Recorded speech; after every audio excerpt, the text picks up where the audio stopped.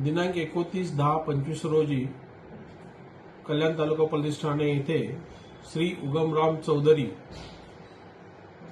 महालक्ष्मी ज्वेलर्सचे मालक यांनी तक्रार नोंद दिली आहे की दिनांक 28/10/25 रोजी सायंकाळी 7:30 वाजता ते महालक्ष्मी ज्वेलर्स कडवले येथे उपस्थित असताना श्री संजय पाठोळे व त्याचे सहकारी हे दुकानात आले व त्यांनी जयश्री गायकवाड यांच्या सोन्याच्या झुमक्याच्या बाबत विचारपूस करून त्यांना जबरदस्ती त्यांच्या इच्छेविरुद्ध त्यांना त्यांच्या फॉर्च्युनर गाडीत घालून घेऊन गेले व त्यांना ते मॅटर सेटल करण्यासाठी 2 लाख रुपयाची खंडणी मागितली।